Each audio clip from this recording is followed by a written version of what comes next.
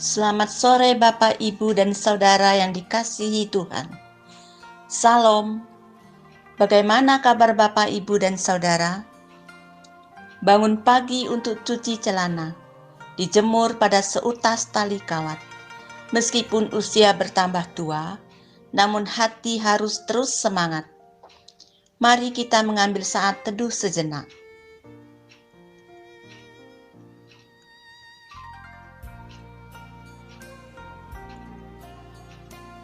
Persekutuan usia bahagia pada sore hari ini kita buka di dalam nama Allah Bapa, Putra dan Roh Kudus.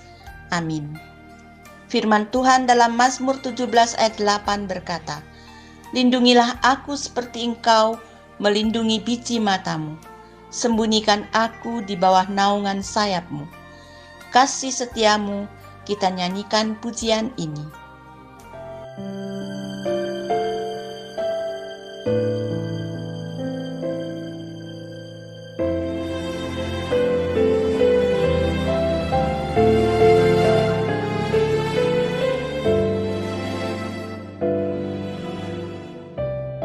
Kasih setiamu yang ku rasakan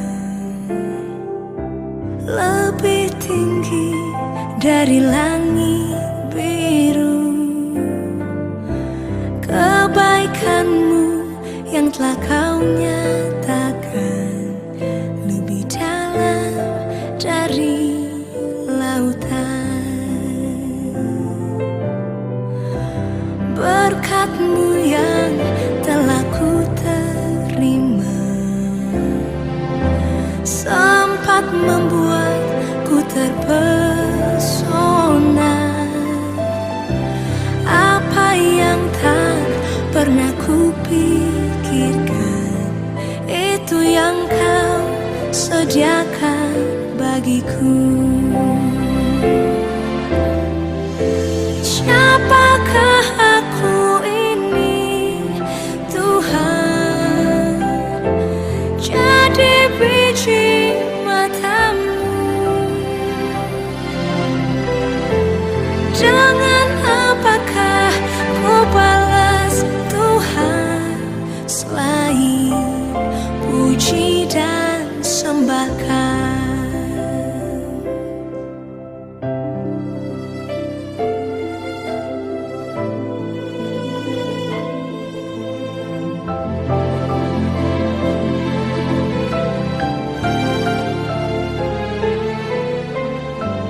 Berkat-Mu yang telah ku terima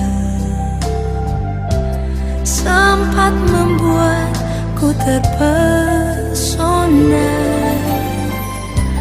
Apa yang tak pernah ku pikirkan, itu yang kau sediakan bagiku. Siapakah aku ini, Tuhan? Jadi biji matamu. Dengan apakah ku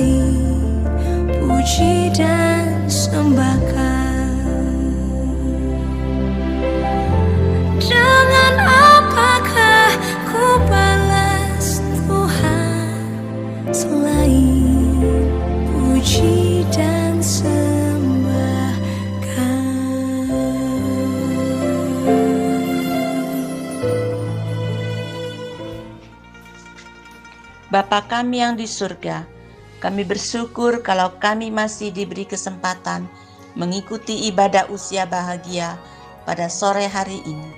Kami mohon ampuni segala dosa dan pelanggaran kami, agar kami layak memuji, memuliakan-Mu, serta mendengarkan firman Tuhan. Kiranya firman-Mu senantiasa menguatkan iman kami untuk selalu taat dan setia kepadamu hingga akhir hidup kami di dunia ini. Tuhan Yesus, pimpinlah ibadah ini dari awal hingga selesai, meskipun kami harus melakukannya di rumah kami masing-masing oleh karena virus corona yang masih mencekam. Kiranya Engkau berbelas kasihan kepada umat-Mu, agar COVID ini segera melandai dan akhirnya tiada, agar kami kembali dapat beribadah di rumah Tuhan. Dan Engkau pun tetap memberkati kami dengan damai sejahtera-Mu dimanapun kami berada. Terima kasih ya Tuhan, kami naikkan doa dan pengagungan ini hanya di dalam nama Tuhan Yesus, Juru Selamat kami yang hidup. Amin. Firman Tuhan dalam Wahyu 2 ayat 10c berkata, "Hendaklah engkau setia sampai mati, dan aku akan mengaruniakan kepadamu mahkota kehidupan." Ku tetap setia. Mari kita nyanyikan pujian ini.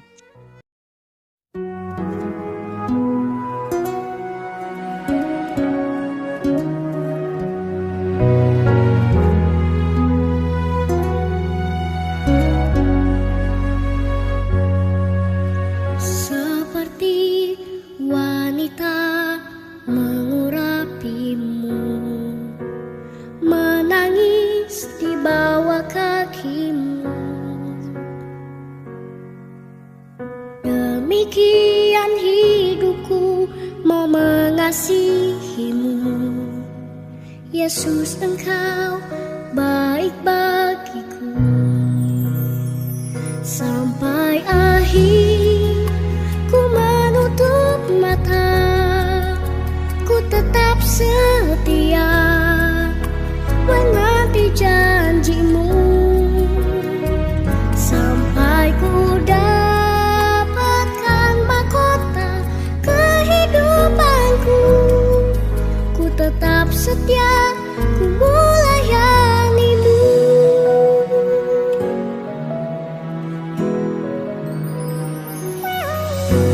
Seperti wanita mengurapimu, menangis di bawah kakimu, demikian hidupku mau mengasihimu. Yesus, Engkau baik bagiku. Sampai akhir ku menutup mata, ku tetap setia menanti janji-Mu, sampai ku dapatkan mahkota kehidupanku.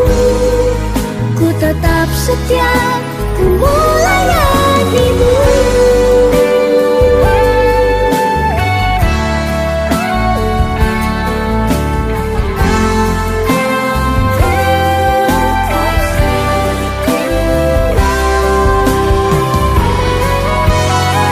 Sampai akhir ku menutup mata, ku tetap setia menanti janji-Mu, sampai ku dapatkan mahkota kehidupanku. Ku tetap setia, ku melayani-Mu. Ku tetap setia, ku melayani-Mu.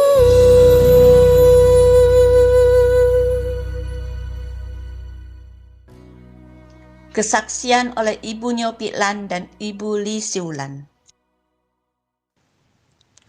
Selamat sore Bapak Ibu yang dikasihi Tuhan Yesus. Gimana kabarnya? Sehat-sehat semua? Terima kasih. Pada sore hari ini saya masih diberi kesempatan untuk menyaksikan kebaikan Tuhan dalam hidup saya. Saya sehat sampai hari ini itu karena karunia Tuhan. Tuhan memberi saya kekuatan. Saya percaya Tuhan selalu mendampingi saya dan saya akan setia mengikut Tuhan. Saya mempunyai kerinduan pandemi ini cepat berakhir supaya kita dapat beribadah kembali di gereja. Sekian, saya mengucapkan terima kasih pada Tuhan Yesus yang telah memelihara saya. Semoga usia bahagia GKT Banyuwangi tetap semangat dan sehat-sehat selalu. Tuhan Yesus memberkati. Amin. Selamat malam, Lasu Yafet. Selamat malam, Bapak Ibu, anggota usiawan.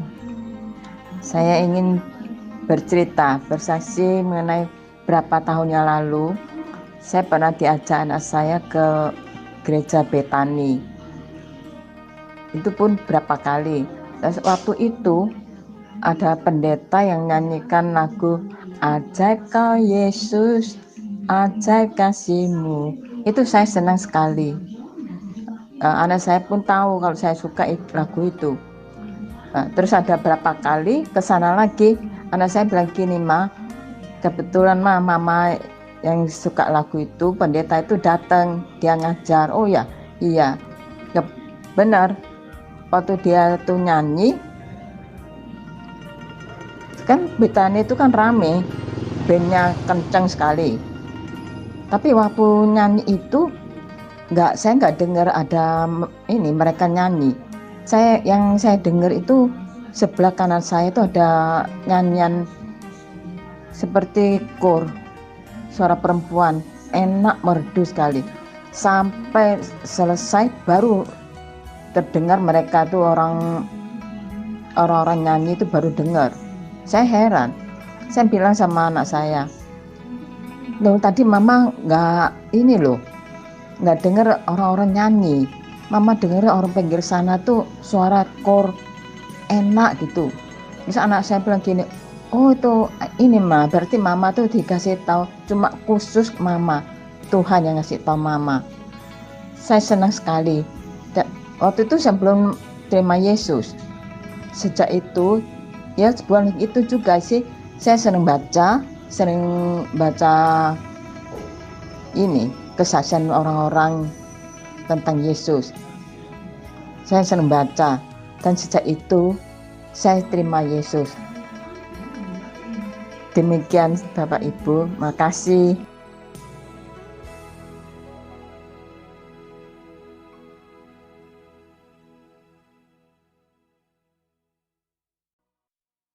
Firman Tuhan dalam Mazmur 26 ayat 2 berkata, Ujilah aku ya Tuhan, dan cobalah aku, selidikilah batinku dan hatiku. Berikanku hatimu.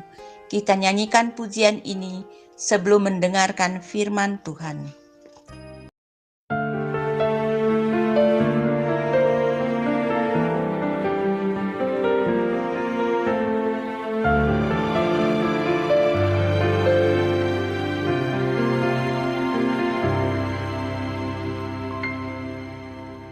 Berikanku hati seperti hatimu yang penuh dengan belas kasih.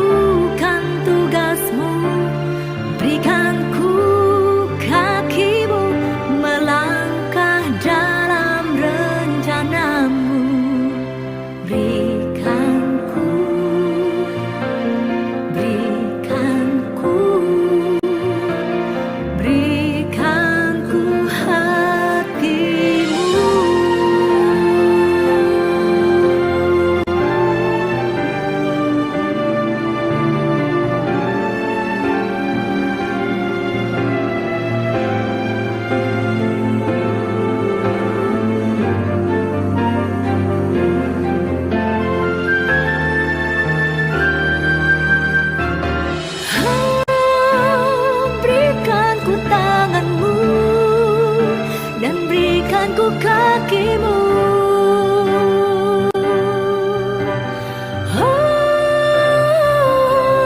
Berikan ku tanganmu untuk melakukan tugasmu.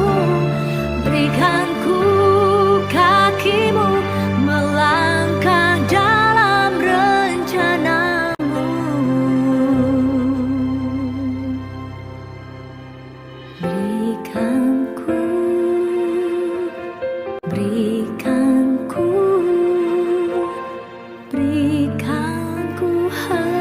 hatimu.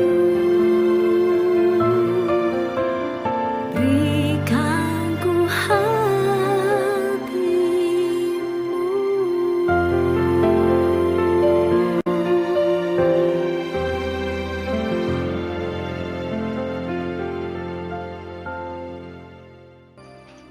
Firman Tuhan oleh Evangelis Yafet Endro Wahyudi. Selamat sore Bapak Ibu dan Saudara yang dikasih Tuhan, anggota Usia Bahagia GKT Banyuwangi. Bagaimana kabar Bapak Ibu dan Saudara? Saya terus berdoa supaya Tuhan memberikan kekuatan, kesehatan, terlebih juga di dalam iman. Mari sebelum kita mendengarkan suara Tuhan berbicara bagi kita, terlebih dahulu kita masuk dalam doa. Kita berdoa.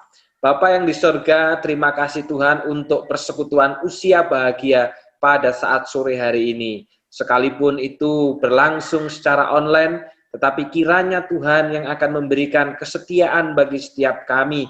Ada banyak kekurangan, ada banyak kelemahan, tetapi biarlah hati yang mencintai dan setia itu yang akan memampukan kami untuk dapat bersekutu dengan Engkau. Terima kasih untuk kemurahan Tuhan, kami percaya bahwa Engkau hadir di tengah-tengah kami. Hamba-Mu yang akan menyampaikan firman Tuhan di dalam kekurangan dan keterbatasan, kiranya Tuhan yang menyertai kami seluruh anggota Usia Bahagia GKT Banyuwangi yang akan mendengarkan firman-Mu. Tuhan tolong pimpin kami, biarlah kami mengerti, kami dapat mendengar, dan kami sanggup melakukan dalam hidup kami. Kiranya nama Tuhan yang dipermuliakan, hati Tuhan yang disenangkan, dan firman Tuhan yang diberitakan. Dalam nama Tuhan Yesus kami sudah berdoa. Amin. Mari kita membuka Alkitab kita yang terambil dari Kejadian pasalnya yang kedua, ayat yang ke-18 sampai dengan 24. Kejadian pasal yang kedua, ayat yang ke-18 sampai dengan 24. Demikianlah bunyi firman Tuhan. Tuhan Allah berfirman, tidak baik kalau manusia itu seorang diri saja. Aku akan menjadikan penolong baginya yang sepadan dengan dia. Lalu Tuhan Allah membentuk dari tanah segala binatang hutan dan segala burung di udara. Dibawanyalah semuanya kepada manusia itu untuk melihat bagaimana ia menamainya. Dan seperti nama yang diberikan manusia itu kepada tiap-tiap makhluk yang hidup, demikianlah nanti nama makhluk itu. Manusia itu memberi nama kepada segala ternak, kepada burung-burung di udara, dan kepada segala binatang hutan.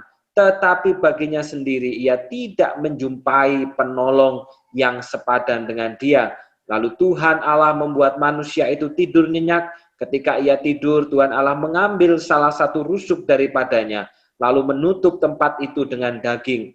Dan dari rusuk yang diambil Tuhan Allah dari manusia itu, dibangunnyalah seorang perempuan, lalu dibawanya kepada manusia itu. Lalu berkatalah manusia itu, inilah dia tulang dari tulangku dan daging dari dagingku. Ia akan dinamai perempuan sebab ia diambil dari laki-laki.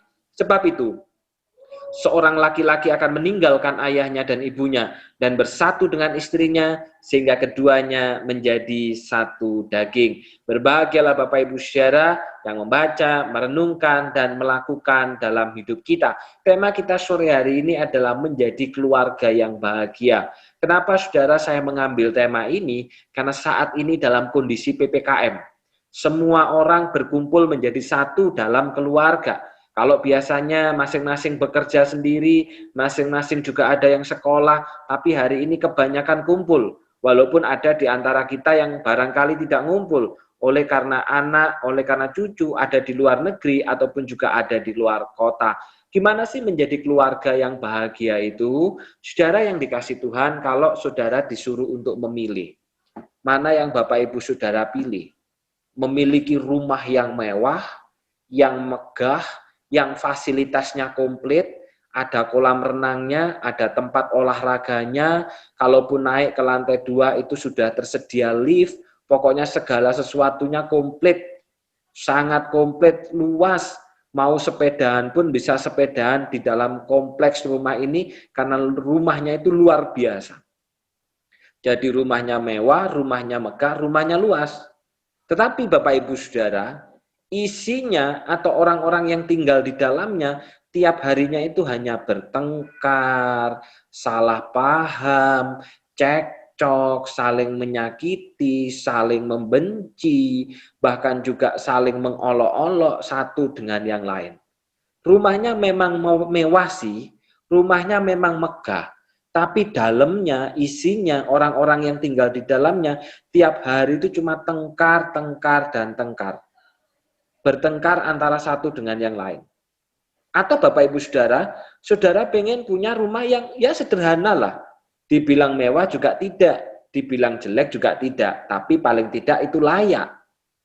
Tetapi walaupun rumah ini sederhana, di dalamnya itu orang yang tinggal itu penuh damai sejahtera, penuh dengan sukacita.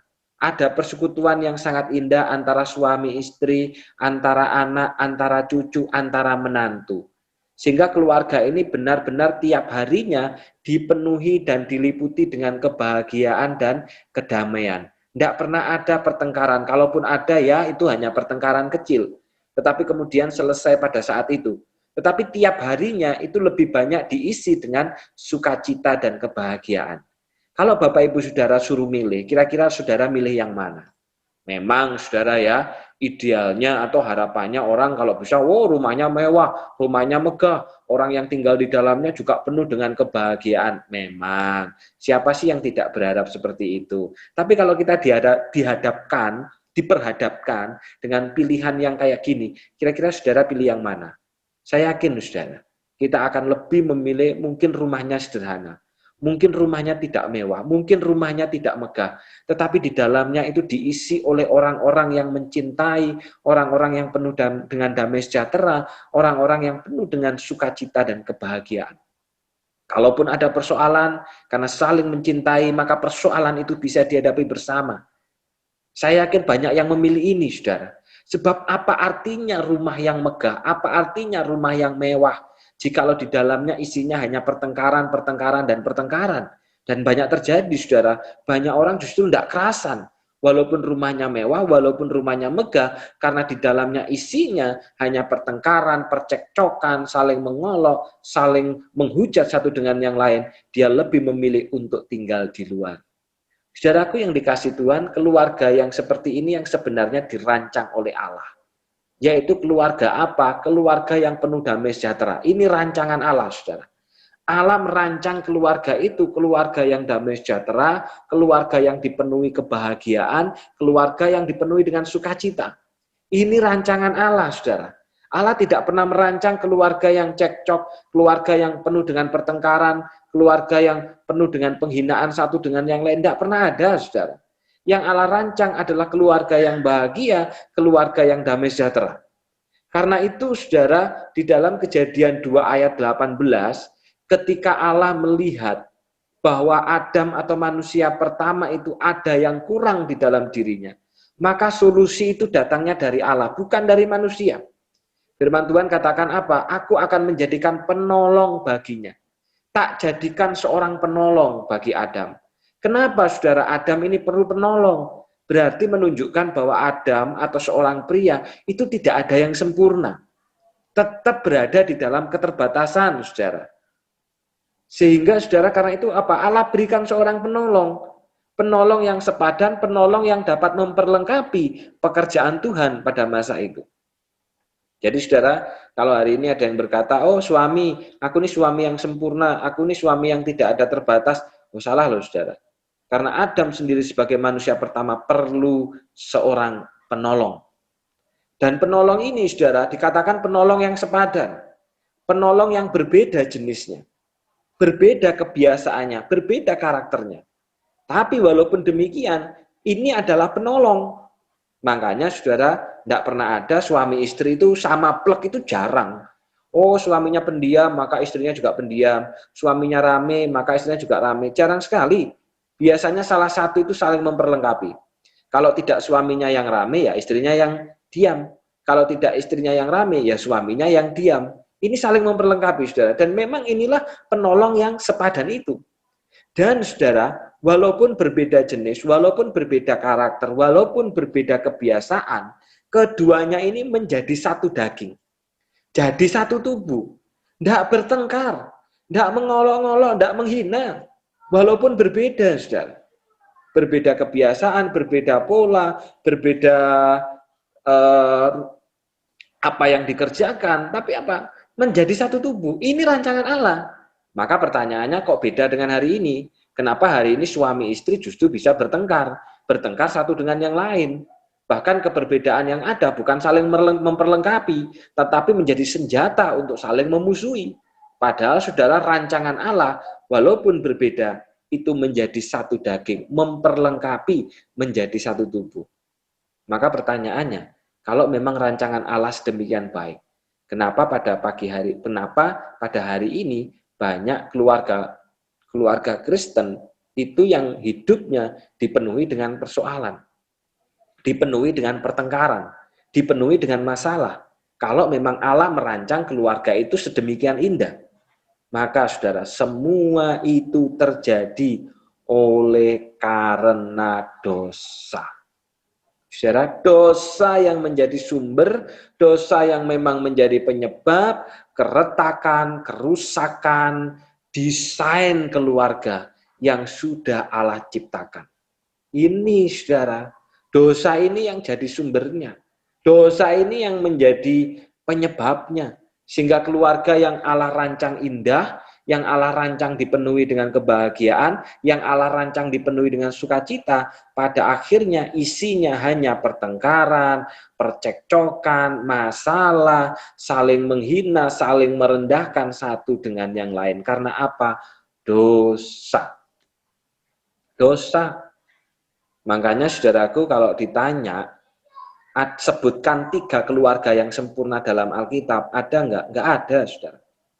Semua keluarga di dalam Alkitab, mulai dari keluarganya Nuh, keluarganya Abraham, semuanya bergumul. Bergumul dengan apa? Dosa, ada persoalan, ada masalah.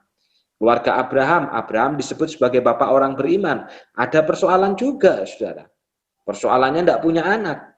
Lalu kemudian Sarah memberikan Abraham kepada Hagar. Jadi persoalan di situ. Ada penindasan dan sebagainya. Sehingga saudara, kalau ditanya, adakah keluarga yang sempurna dalam Alkitab? Tidak ada.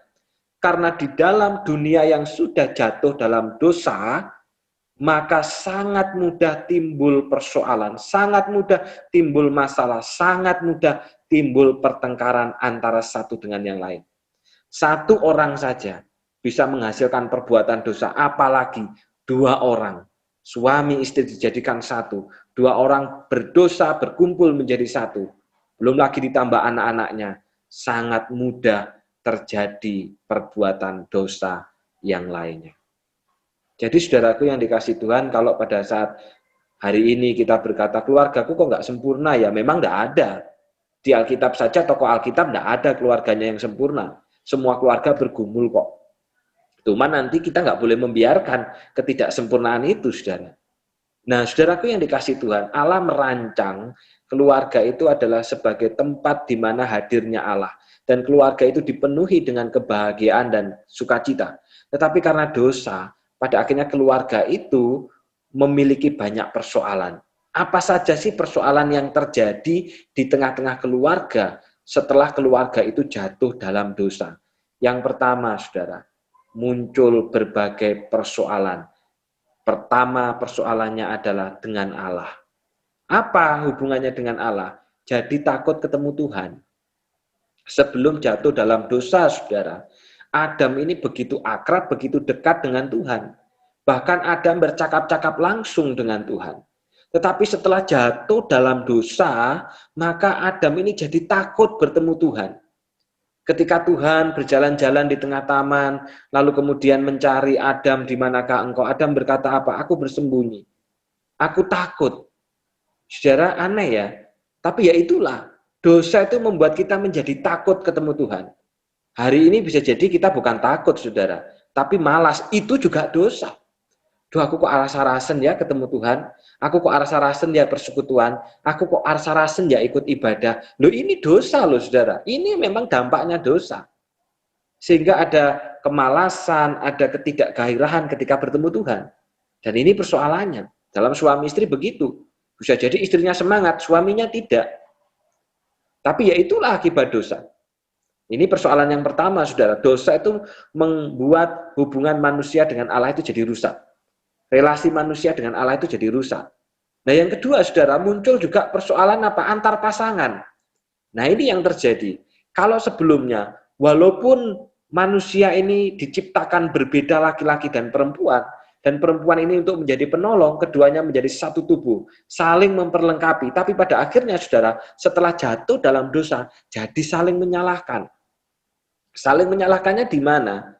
Nah, ketika Tuhan berkata kepada Adam pada waktu itu, siapa yang memberitahu engkau bahwa engkau telanjang? Lalu dia berkata, perempuan yang kau tempatkan di sisiku, dialah yang memberikan buah itu, maka aku makan. Jadi secara nggak langsung, saudara, Adam ini ngomong, ya gara-gara perempuan ini aku dosa. Coba tidak karena perempuan ini, aku pasti tidak akan berdosa. Dan bukan hanya itu saja, Adam ini sebenarnya juga nyalain Tuhan loh. Coba Tuhan tidak ciptakan manusia perempuan ini, pasti aku nggak jatuh dalam dosa. Jadi saudara saling menyalahkan. Dan ketika Tuhan bertanya kepada perempuan ini, benarkah begitu? Perempuan ini pun juga menyalahkan. Ular itulah yang telah memperdaya aku. Jadi saling menyalahkan satu dengan yang lain, itu dampak dosa. Dan saudara, yang ketiga, akibatnya apa juga? Cari kerja itu susah. Cari kerja itu sulit. Apalagi hari ini, saudara. Cari pekerjaan sulit, cari pekerjaan susah karena pandemi. Ya itu memang dampak dari akibat dosa itu memang itu. Sehingga di tengah dunia yang jatuh dalam dosa, mencari pekerjaan itu memang tidak mudah. Nah, saudaraku, tapi saya akan mengambil poin yang kedua, saudara. Yaitu akibat dosa itu adalah saling menyalahkan antara pasangan.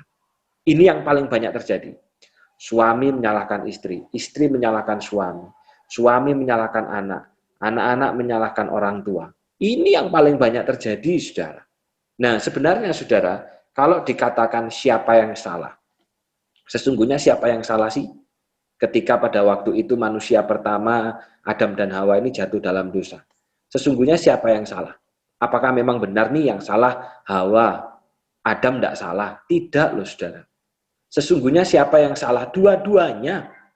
Baik Hawa, baik Adam sama-sama salah. Loh, kenapa salah? Nah, saudara, salahnya adalah karena pada saat Hawa ini dialog dengan ular, setan yang mengambil rupa ular, iblis yang mengambil rupa ular, terjadi dialog, kemudian tertarik lalu makan buah itu. Ada Adam kok, saudara. Adam ada di situ. Adam tahu, Adam bersama-sama kok. Adam justru yang dapat firman kok. Tapi kenapa Adam diam? Kenapa Adam membiarkan? Kenapa Adam tidak melarang? Dan ketika diberi pun Adam juga makan. Jadi kalau ditanya siapa yang salah ketika manusia jatuh dalam dosa, dua-duanya. Hawa juga salah, Adam juga salah. Hawa tergoda untuk memakan buah itu sehingga tidak taat kepada perintah Allah. Adam sendiri pun membiarkan. Saudara, membiarkan. Tetapi sekali lagi karena dosa, tidak ada yang mau mengaku salah, walaupun salah. Sehingga jadinya apa, saudara? Saling menyalahkan satu dengan yang lain. Itu dosa. Makanya saudara-saudara yang dikasih dalam nama Tuhan, hari ini ketika ada persoalan antara suami istri, tidak pernah ada, saudara. Salah satu pasangan itu sempurna, tidak pernah salah, tidak pernah ada. Saudara ingat ini ya, ketika ada persoalan antara suami istri, nggak pernah ada, misalkan suaminya berkata, aku benar, sama sekali tidak salah, nggak pernah ada. Demikian juga istrinya berkata, aku benar, sama sekali tidak pernah salah, nggak ada, saudara. Karena kita sudah jatuh dalam dosa. Salah satu pasti memberikan kontribusi kesalahan.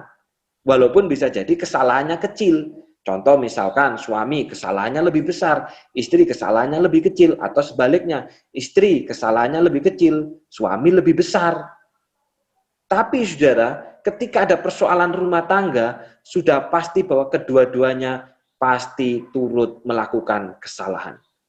Tidak ada satupun yang memang benar-benar tidak memiliki kesalahan. Saudara, saya mengambil contoh ini. Pada saat bangun rumah, saudara ya, ketika bangun dapur, saya pernah ceritakan bahwa saya pernah ditipu tukang. Dan pada waktu itu, saudara, sebelum kami memutuskan untuk memakai tukang tersebut, saya ini sudah musyawarah dengan Semuita. Gitu kan? Semuita berkata begini, "Ko, kenapa nggak lebih baik kita beli bahan di orang, lalu orang ini suruh tenaganya saja. Jadi yang beli bahan kita, dia yang ngerjakan." Nah ini saudara, kita yang beli bahan, kita yang cari bahan bangunan, kita yang cari besi, kita yang cari semua, tapi yang ngerjakan ini, jadi kita hanya bayar tenaganya. Bukan semua duitnya kita berikan kepada orang itu. Nah ini pertimbangannya saudara pada waktu itu. Lalu saya berkata saudara, terima kasih, itu usul sangat baik. Tapi jangan lupa loh, pelayanan kita ini padat.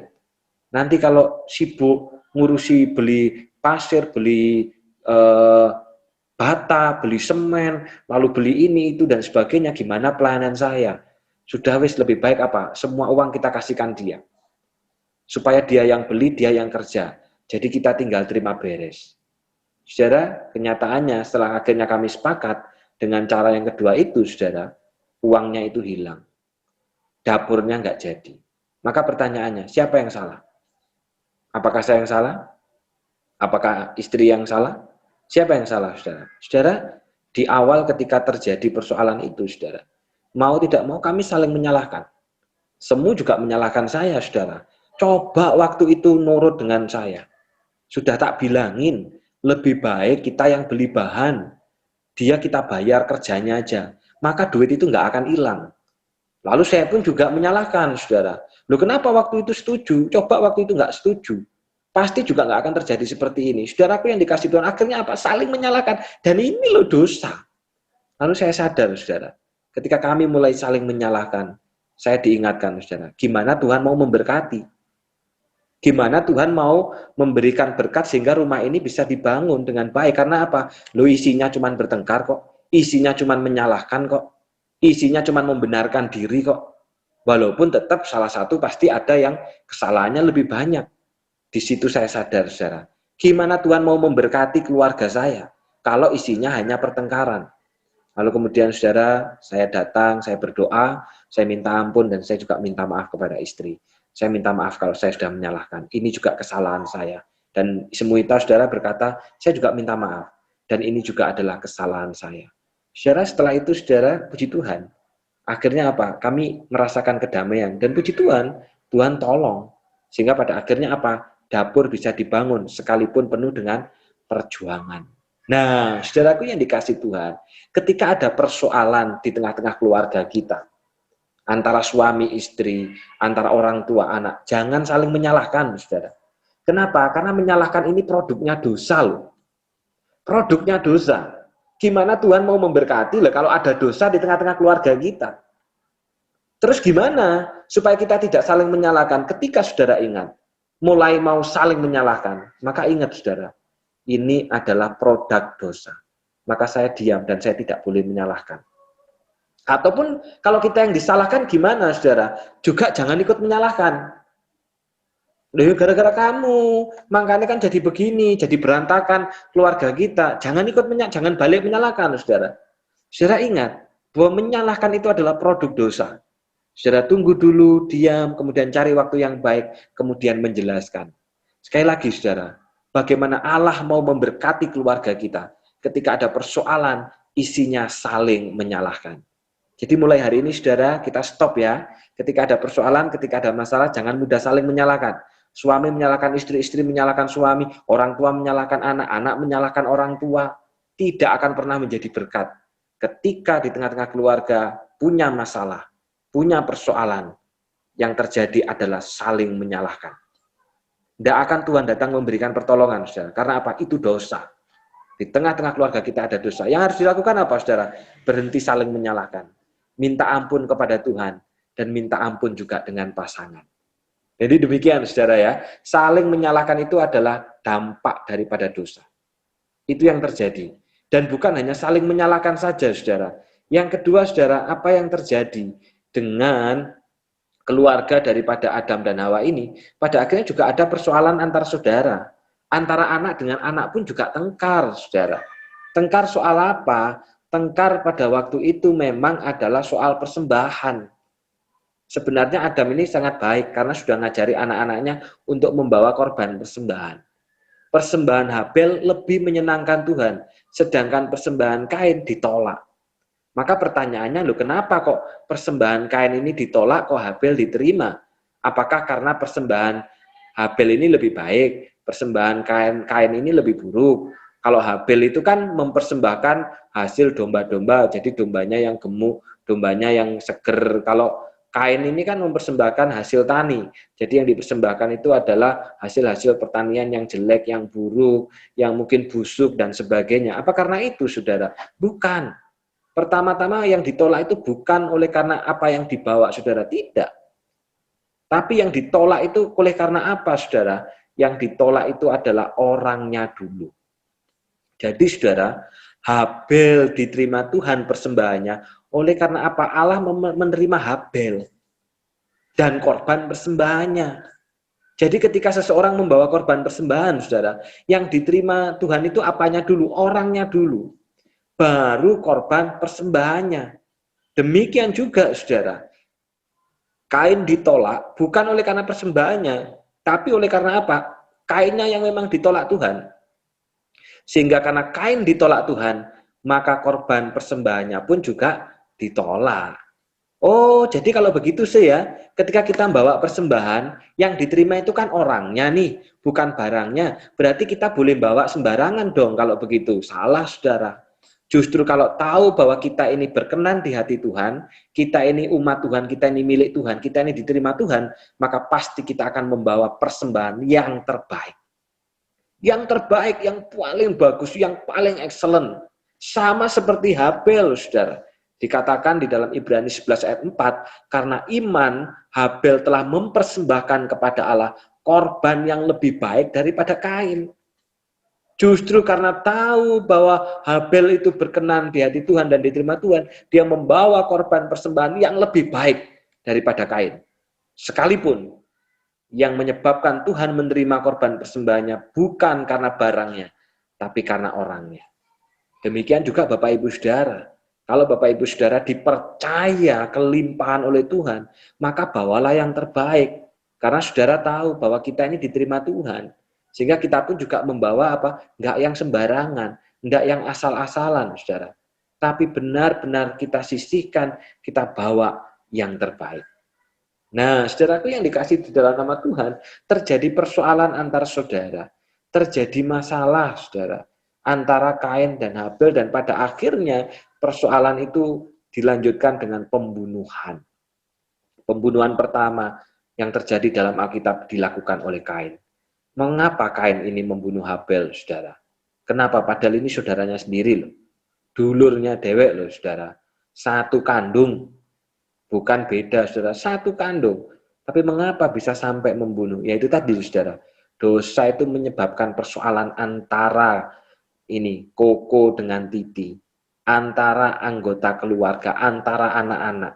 Dan terbukti Kain dengan Habel. Soal apa? Soal sepele sebenarnya. Soal persembahan. Bukan soal yang merugikan. Kain sendiri kan sebenarnya nggak dirugikan, saudara. Nggak rugi materi, nggak rugi apapun. Hanya persembahannya tidak diterima Tuhan. Kan sebenarnya begitu. Tapi mengapa sampai pada akhirnya Kain ini membunuh Habel, saudara? Oleh karena memang pada dasarnya Kain itu jahat. Saudara, memang pada dasarnya jahat. Sehingga kejahatan itu, saudara, akhirnya membuat harga diri Kain ini sangat tinggi. Oleh karena itu dia begitu malu ketika persembahannya tidak diterima Tuhan. Dan dia begitu benci dan iri ketika persembahan Habel itu diterima oleh Tuhan. Jadi ada harga diri, ada benci, ada iri hati antara anggota keluarga. Karena apa, saudara? Karena dosa. Saudara, dosa itu bukan hanya menyebabkan suami istri saling menyalahkan. Tapi dosa itu juga menyebabkan anak-anak pun terjadi iri hati, terjadi benci, terjadi harga diri yang sangat tinggi, saudara. Saudaraku, karena itu, saudara, bagaimana supaya kita tidak jatuh dalam dosa ini? Dosa iri, dosa membenci, dosa harga diri yang tinggi, saudara. Gimana? Karena faktanya, saudara, nah ini di dalam persoalan suami istri aja. Kadang, saudara, suami itu sulit untuk meminta maaf dan mengakui kesalahan. Sebaliknya istri pun juga begitu, saudara. Istri pun juga banyak yang sulit minta maaf dan mengakui kesalahan. Masing-masing hidup di dalam harga dirinya sendiri. Loh, bagaimana, saudara? Keluarga bisa bersatu, bisa bahagia kalau masing-masing mempertahankan harga diri. Yang satu tidak minta maaf, yang satu juga tidak mau minta maaf.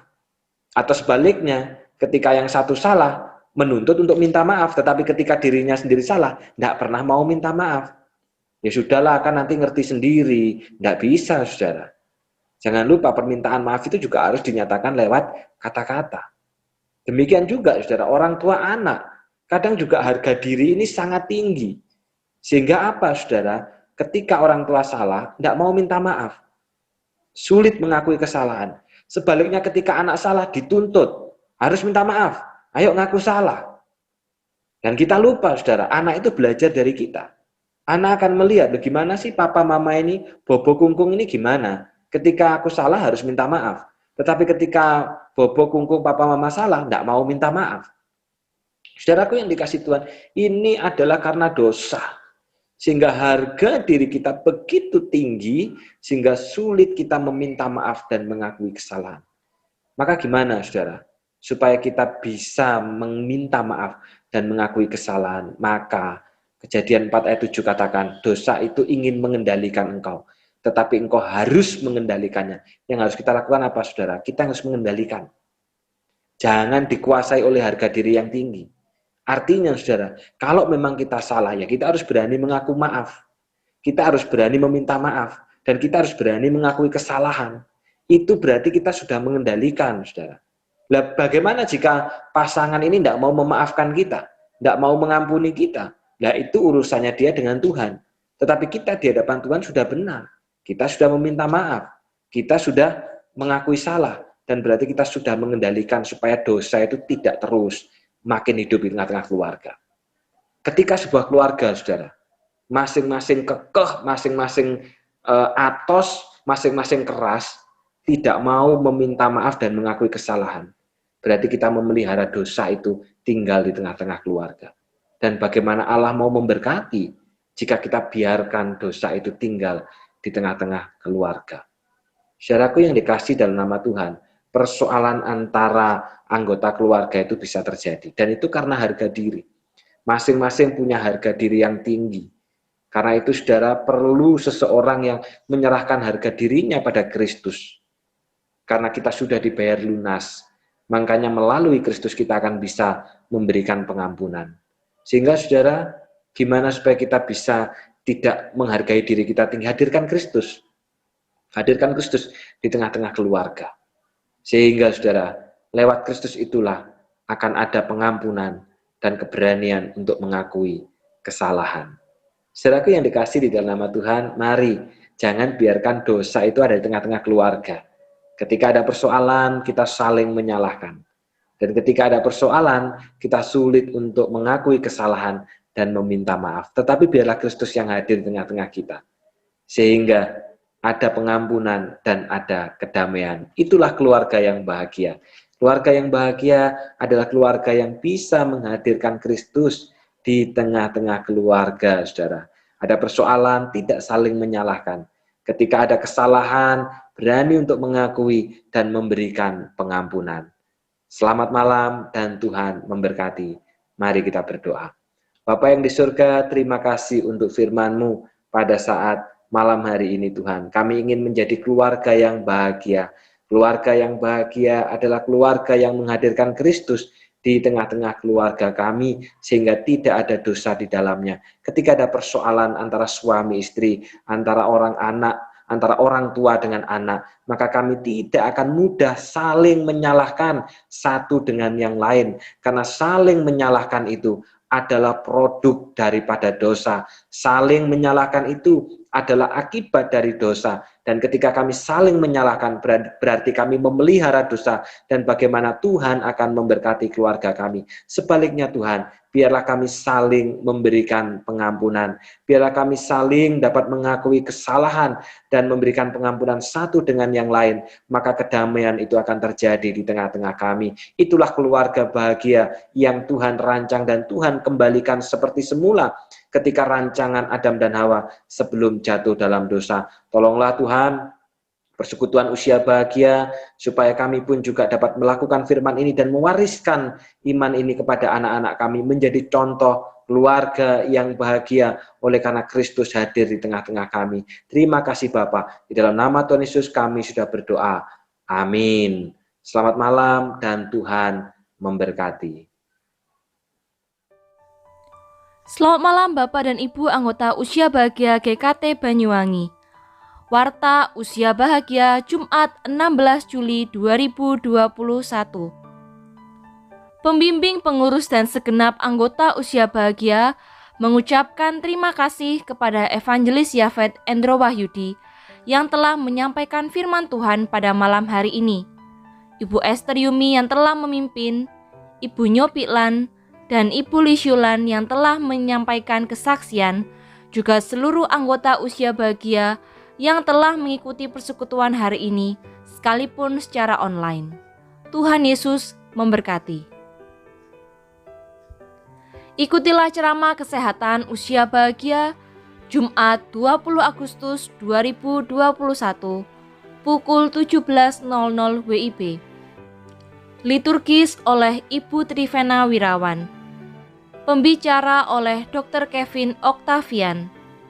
Tema, tetap sehat di masa pandemi. Kesaksian oleh Ibu Juliana dan Ibu Nyolimcing. Mohon perhatian seluruh anggota Usia Bahagia. Pembimbing, pengurus dan segenap anggota Usia Bahagia mengucapkan selamat ulang tahun kepada anggota Usia Bahagia yang berulang tahun pada bulan Juli. Ibu Iliana Kristanti tanggal 1 Juli. Ibu Juliana tanggal 7 Juli. Bapak Chia Tong Ho tanggal 22 Juli. Ibu Go Iing tanggal 24 Juli. Bapak Sugeng Riyadi tanggal 28 Juli.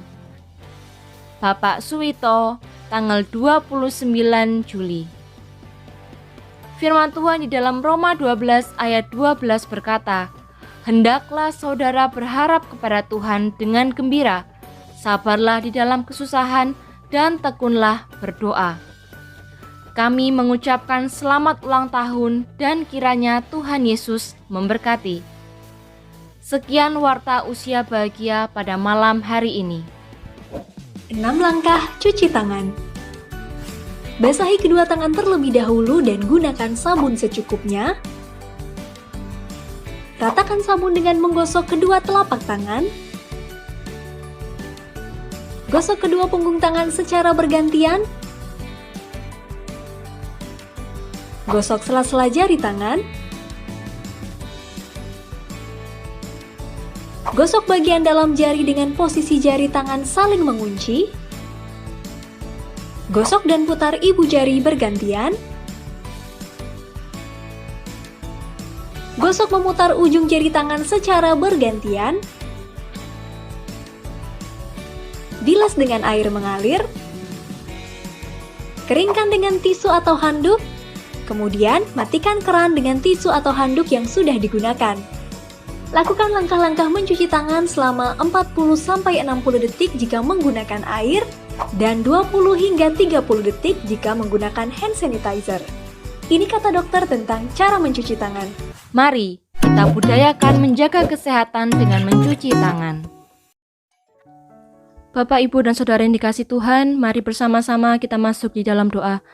Bapa kami yang dalam kerajaan surga, puji dan syukur ya Tuhan, jikalau pada malam hari ini persekutuan usia bahagia boleh berlangsung dengan lancar dari awal, pertengahan, hingga akhir. Dan bersyukur ya Tuhan untuk kami semua boleh mendengarkan firman Tuhan, dan kiranya berkat daripada firman-Mu boleh kami terima dan kami lakukan firman-Mu itu di dalam kehidupan kami. Bapa, pada malam hari ini kami berdoa untuk anggota usia bahagia yang berulang tahun pada bulan Juli, untuk Ibu Iliana Kristanti, untuk Ibu Yuliana, Bapak Chia Tongho, Ibu Go Iing, Bapak Sugeng Riyadi, dan Bapak Suwito. Ya Tuhan, kiranya Engkau memberikan sukacita dan damai sejahtera daripada surga kepada orang tua kami ini. Dan kiranya Tuhan juga Engkau tolong untuk setiap mereka yang sedang mengalami pergumulan atau sedang mengalami kesulitan di dalam hidupnya. Kiranya Tuhan yang memberikan ketenangan hati, Tuhan yang memberikan kekuatan, dan biarlah tetap mereka percaya dan menaruh harapannya hanya kepada Tuhan. Ya Tuhan, kiranya juga Tuhan berikan kesehatan, biarlah di masa pandemi ini juga tetap dalam keadaan yang sehat, terus disiplin menerapkan protokol kesehatan dimanapun berada. Ya Tuhan, kiranya Engkau juga memberikan kesetiaan, karena kami percaya bahwa setia itu daripada Tuhan. Biarlah di masa-masa pandemi ini tetap setia di dalam beribadah, tetap setia di dalam berdoa, setia merenungkan firman Tuhan. Tuhan yang tolong dan menyertai untuk orang tua kami ini. Terima kasih ya Tuhan. Dan kami akhiri persekutuan usia bahagia pada malam hari ini di dalam nama Allah Bapa, Putra, dan Roh Kudus. Amin. Bapak, Ibu, dan Saudara yang dikasihi Tuhan, persekutuan usia bahagia pada malam hari ini telah selesai. Silakan Bapak Ibu mengambil saat teduh. Selamat malam dan Tuhan Yesus memberkati.